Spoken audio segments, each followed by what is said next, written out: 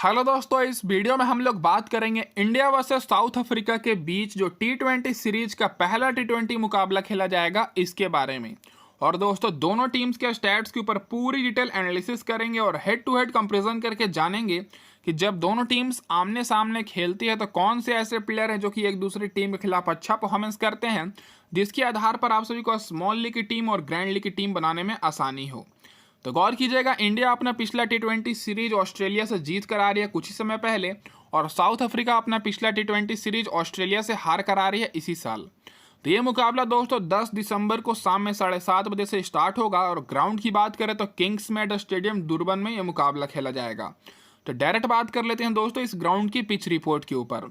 तो अभी तक इस ग्राउंड पर 17 इंटरनेशनल टी20 मुकाबले खेले गए हैं, जिसमें से जो टीम पहले बैटिंग की है 8 बार जीती है, और चेज करते हुए दोस्तों यहाँ पर 8 मुकाबला जीता गया और 1 मुकाबला टाई रहा है।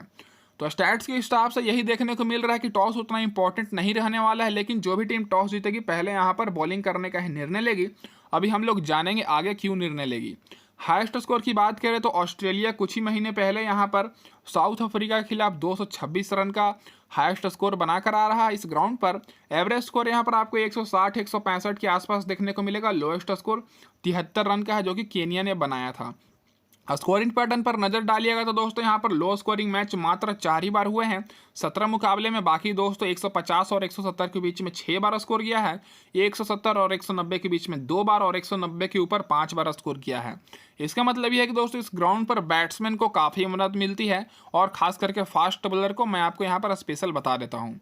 अब बात कर लेते हैं दोस्तों जो रिसेंट के इस ग्राउंड पर मुकाबले खेले गए हैं कुछ महीने पहले, जो कि ऑस्ट्रेलिया और साउथ अफ्रीका का सीरीज हुआ था दोस्तों, जो कि तीनों मुकाबला ऑस्ट्रेलिया ही जीता था, जो कि दोस्तों देख सकते हैं 2 मुकाबला चेस करते हुए जीता था और पिछला मुकाबला 111 रन से पहले बैटिंग करते हुए। तो जो भी टीम टॉस जीतेगी दोस्तों पहले बॉलिंग करने का निर्णय लेगी, क्योंकि यहाँ पर चेस करना थोड़ा सा आसान है।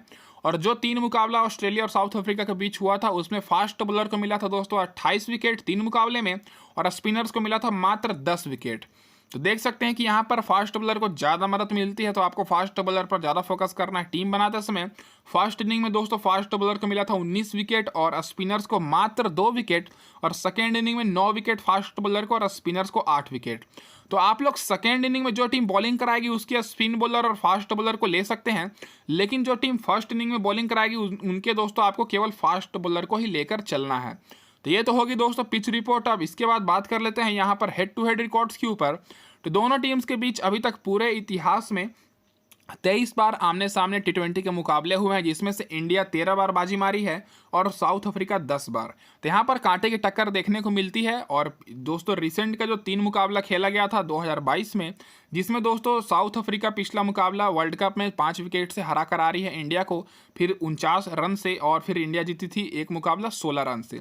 तो रिसेंट में जो 3 मुकाबले हुए उसमें से दोस्तों 2 मुकाबला साउथ अफ्रीका जीती है, लेकिन ओवरऑल इंडिया का अच्छा रिकॉर्ड रहा है साउथ अफ्रीका के खिलाफ। अब इसके बाद रिसेंट फॉर्म देखिएगा तो इंडिया का रिसेंट फॉर्म आप सभी को पता है कि अभी टी20 सीरीज जीत कर आ रही है। 5 में से 4 मुकाबला जीती थी ऑस्ट्रेलिया के खिलाफ। और वहीं दोस्तों साउथ अफ्रीका का रिसेंट मतलब फॉर्म देखिएगा तो टी20 सीरीज इसी ग्राउंड पर दोस्तों हारी थी ऑस्ट्रेलिया के खिलाफ कुछ महीने पहले।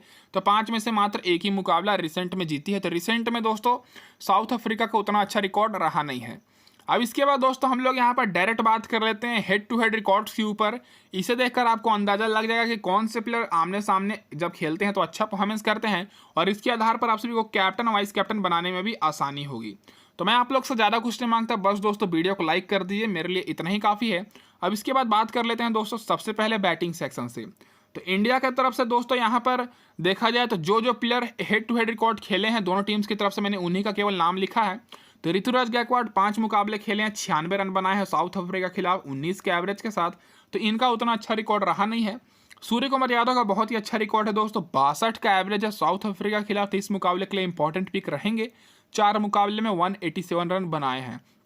श्रेयस अय्यर का भी दोस्तों कुछ खास एवरेज नहीं है, 19 का ही एवरेज है दोस्तों, 8 मुकाबले में मात्र 116 रन बनाए हैं। ईशान किशन का बहुत ही अच्छा रिकॉर्ड है दोस्तों, 41 का एवरेज है। तो बैटिंग सेक्शन से दोस्तों केवल 4 ही बैट्समैन मतलब पहले का मुकाबला खेले हैं साउथ अफ्रीका के खिलाफ, और जो नए नए बैट्समैन आए हैं उनका भी हम लोग रिसेंट परफॉर्मेंस देखेंगे, क्योंकि वो लोग अभी तक एक भी मुकाबला साउथ अफ्रीका के खिलाफ खेले नहीं है, इसलिए यहाँ पर मैंने नहीं लिखा है। तो बैटिंग सेक्शन से दोस्तों सूर्य कुमार यादव और ईशान किशन आप लोग के लिए बहुत ही इंपॉर्टेंट पिक रहेंगे। बाकी रविंद्र जडेजा 2 मुकाबले में 2 विकेट लिए हैं और 26 के एवरेज के साथ। और बॉलिंग सेक्शन से 3 ही बॉलर हैं जो कि पहले हेड टू हेड खेले हैं, बाकी जो नए नए बॉलर हैं वो लोग नहीं खेले हैं, तो उनका रिसेंट रिकॉर्ड देखेंगे। अर्शदीप सिंह जो कि अभी ऑस्ट्रेलिया के खिलाफ खेले थे, उतना अच्छा रिकॉर्ड रहा नहीं था, लेकिन हेड टू हेड में इनका दोस्तों 3 मुकाबले में 7 विकेट लिए हैं साउथ अफ्रीका के खिलाफ, तो इस मुकाबले के लिए इंपॉर्टेंट रहेंगे। दीपक चहर 5 मुकाबले में 5 विकेट और मोहम्मद सिराज को विकेट नहीं मिली थी, 1 मुकाबले खेले थे। अब वहीं दोस्तों बात कर लेते हैं साउथ अफ्रीका का head to head records India के खिलाफ। तो देखिएगा तो मार्करम का बहुत ही अच्छा रिकॉर्ड है 37 का, रिजा हैंड्रिक्स का 23 का, हेंड्रिक्स क्लासन का 35 का और डेविड मिलर का 47 का। तो कहीं ना कहीं दोस्तों जो साउथ अफ्रीका के बैट्समैन है इनका अच्छा रिकॉर्ड है, क्योंकि इनका होम ग्राउंड है। तो डेविड मिलर और एडन मार्करम आप लोग के लिए इस मुकाबले के लिए इंपॉर्टेंट रहेंगे, जिनका 37 का और 47 का एवरेज है। मार्को जैनसन का 12 का एवरेज है, 1 ही विकेट लिए हैं। और बॉलिंग सेक्शन से देखिएगा तो दोस्तों लुंगी निगिडी 5 मुकाबले में 10 विकेट लिए हैं। 30 मुकाबले के लिए साउथ अफ्रीका की तरफ से दोस्तों आप लोग के लिए मार्करम, डेविड मिलर और लुंगी निगिडी बेस्ट ऑप्शन रहेंगे, खास करके लुंगी निगिडी जो कि 5 मुकाबले में 10 विकेट लिए हैं। केशव महाराज को 9 मुकाबले में 8 विकेट मिली है, फिलिप कुआया को 5 में 3 और तबरेज शमसी को 5 मुकाबले में 10 विकेट। तो हेड टू हेड रिकॉर्ड यहाँ पर डिस्कस करने से यही नजर आता है कि दोस्तों इंडिया की तरफ से 3 प्लेयर और साउथ अफ्रीका की तरफ से 3 प्लेयर आप लोग के लिए इंपॉर्टेंट रहेंगे। सबसे पहले सूर्य कुमार यादव, ईशान किशन और अर्शदीप सिंह, इधर से एडन मार्करम, डेविड मिलर और लुंगी निगिडी। तो ये तो होगी दोस्तों यहाँ पर हेड टू हेड रिकॉर्ड्स। अब इसके बाद बात कर लेते हैं प्लेइंग 11 और रिसेंट फॉर्म डिस्कस करने से पहले जो लोग अभी तक टेलीग्राम पर ज्वाइन नहीं किए हैं जल्द से जाकर ज्वाइन कर लिया, लिंक मैंने आप सभी को डिस्क्रिप्शन में दिया है। यहाँ पर ज्वाइन करने का फायदा ये है कि आप सभी को टॉस के बाद बिल्कुल फ्री में टीम्स मिलेगी, और कोई भी न्यूज़ आती है तो मैं आपको टेलीग्राम पर अपडेट करूंगा, तो जल्द से जल्द जाकर ज्वाइन कर लीजिए। और जो लोग चैनल पर पहली बार हैं सब्सक्राइब जरूर कर लिएगा दोस्तों, ताकि आगे के सारे अपडेट्स आपको सबसे पहले मिलती रहे। अब इसके बाद बात कर लेते हैं यहाँ पर क्या रहेगी इंडिया की प्लेइंग 11 इस मुकाबले में, जो कि दोस्तों बहुत ही ज़्यादा कन्फ्यूजन तो नहीं रहने वाली है। तो यहाँ पर आपको शुभमन गिल के साथ ऋतुराज गायकवाड ओपनिंग करते हुए दिखेंगे, फिर फर्स्ट जोन आएंगे श्रेयस अय्यर, फिर सूर्य कुमार यादव, फिर ईशान किशन। रिंकू सिंह दोस्तों इस मुकाबले में खेलते हुए दिख सकते हैं, क्योंकि इनका बहुत ही अच्छा रिकॉर्ड रहा था अभी पिछला T20 सीरीज में। फिर 7वें नंबर पर रविंद्र जडेजा, कुलदीप यादव, रवि बिश्नोई, अर्शदीप सिंह और मोहम्मद सिराज। तो दोस्तों दीपक चहर को लेकर न्यूज़ ये आ रही है कि उनके पिताजी थोड़े से दोस्तों मेडिकल इशू है, तो वो नहीं खेलने वाले हैं, मतलब वापस जा सकते हैं, खेल भी सकते हैं। तो ये जो प्लेइंग 11 है इसमें केवल एक बदलाव आपको देखने को मिल सकता है कि दोस्तों रिंकू सिंह नहीं तो कुलदीप यादव की जगह पर एक फास्ट बॉलर मुकेश कुमार को खिलाया जा सकता है। बाकी जो प्लेइंग 11 रहेगी बिल्कुल सेम रहेगी, जैसा भी अपडेट आएगा मैं आपको टेलीग्राम पर अपडेट करूंगा। अब दोस्तों इसके बाद बात कर लेते हैं इंडिया टीम के सारे प्लेयर हैं, जितने भी प्लेयर्स के स्क्वाड में नाम लिखे गए थे, सारे प्लेयर्स के रिसेंट परफॉर्मेंस के ऊपर, जो खेलेंगे जो नहीं खेलेंगे उस सारे प्लेयर का देखेंगे। तो सबसे पहले बैटिंग सेक्शन से बात करें तो बैटिंग सेक्शन से आप लोग देखिएगा तो शुभमन गिल का वर्ल्ड कप में बहुत ही अच्छा रिकॉर्ड रहा था, भले फाइनल मुकाबले में मात्र 4 रन बनाने पाए थे, लेकिन जो रिसेंट के 5 मुकाबले देखा जाए तो 51 रन, 23 रन और 92 रन बनाए थे। तो वर्ल्ड कप के रिकॉर्ड्स के हिसाब से शुभमन गिल इस मुकाबले के लिए इंपॉर्टेंट रहेंगे। ऋतुराज गायकवाड अभी ऑस्ट्रेलिया के खिलाफ जो T20 सीरीज हो रहा है उसमें बहुत ही अच्छा परफॉर्मेंस किए थे, पिछले मुकाबले में मात्र 10 ही रन बनाने पाए थे, लेकिन इस मुकाबले के लिए इंपॉर्टेंट रहेंगे। पिछले 5 मुकाबले में एक अर्धशतक और एक शतक 123 रन बनाकर आ रहे हैं। श्रेयस अय्यर की बात करें तो दोस्तों T20 सीरीज में 2 मुकाबले खेले थे, 8 रन और 53 रन बनाए थे, लेकिन वर्ल्ड कप में अर्धशतक और शतक में बहुत ही अच्छी पारी खेल कर आ रहे हैं। तो दोस्तों जो टॉप के यहाँ पर 3 बल्लेबाज हैं, शुभमन गिल, ऋतुराज गायकवाड, श्रेयस अय्यर, ये तीनों आप लोग के लिए इस मुकाबले के लिए इंपॉर्टेंट रहने वाले हैं।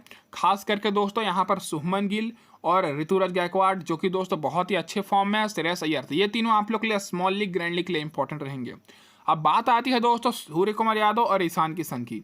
तो ईशान किशन का रिसेंट परफॉर्मेंस देख सकते हैं, 23 रन मतलब 43 रन, 98 रन, 52 रन।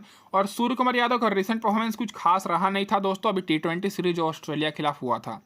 लेकिन मैं आपको बता दूं कि दोस्तों सूर्य कुमार यादव को आप चाहें तो स्मॉल लीग में ड्रॉप कर सकते हैं, लेकिन ग्रैंड लीग के लिए कप्तान के लिए बेस्ट ऑप्शन रहेंगे, क्योंकि इनका 62 का एवरेज है दोस्तों, 4 मुकाबले में 187 रन स्कोर किए हैं साउथ अफ्रीका के खिलाफ, तो इस मुकाबले के लिए बहुत ही इंपॉर्टेंट रहेंगे। बाकी ईशान किशन को आप लोग विकेट कीपर से लेकर चल सकते हैं। रिंकू सिंह का बैटिंग ऑर्डर बहुत ज़्यादा नीचे है, तो केवल ग्रैंड लीग के लिए ही बेस्ट रहेंगे। और रविंद्र जडेजा बैटिंग बहुत ही अच्छा किए थे वर्ल्ड कप में, ऑलराउंडर सेक्शन से हैं, तो दोस्तों ये आप लोग के लिए इंपॉर्टेंट पिक रहने वाले हैं, स्मॉल लीग और ग्रैंड लीग सभी के लिए।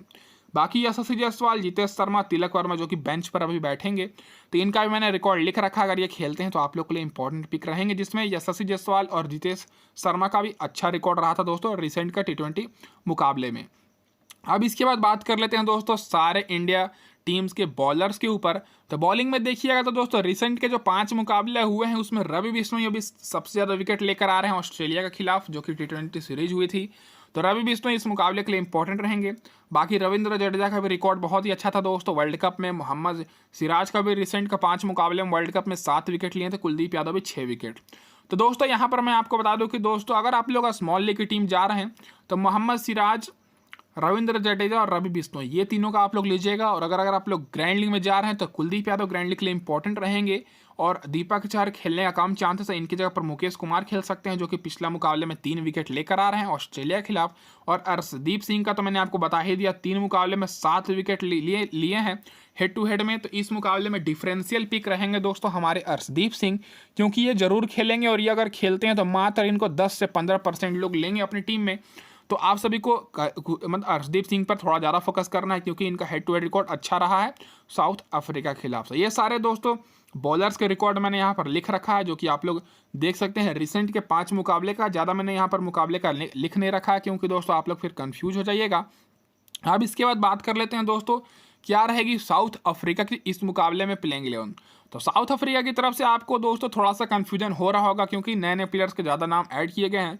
तो हैंडिस क्लासन आपको ओपनिंग करते हुए दिख सकते हैं रिजय हैंडिस के साथ, फिर मैथ्यू आपको तीसरे नंबर पर दोस्तों बैटिंग करते हुए दिखेंगे, फिर Aiden Markram, David Miller, Trishan स्टुप्स जो कि दोस्तों विकेट कीपर हैं, फिर मार्को जैनसन, केशव महाराज, कॉटजी, लुंगी निगेडी और तबरेज शम्सी।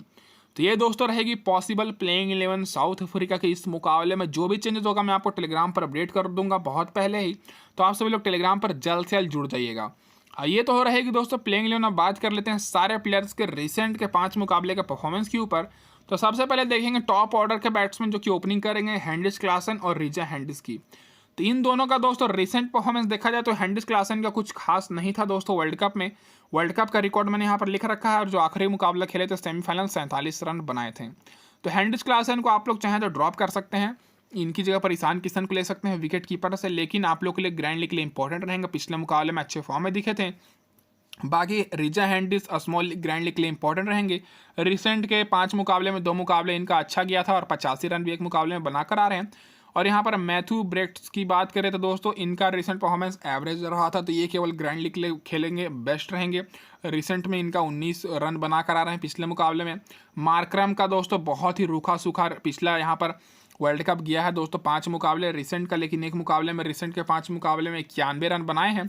लेकिन दोस्तों मार्करम का बहुत ही अच्छा रिकॉर्ड है, हेड टू हेड में 37 का एवरेज है इंडिया के खिलाफ, तो इस मुकाबले के लिए इंपॉर्टेंट रहेंगे। डेविड मिलर को तो आपको लेकर ही चलना है, क्योंकि आप सभी को पता ही है वर्ल्ड कप के सेमीफाइनल मुकाबला जो इनका हुआ था 101 रन बनाए थे, और रिसेंट में बहुत ही अच्छा परफॉर्मेंस किए हैं।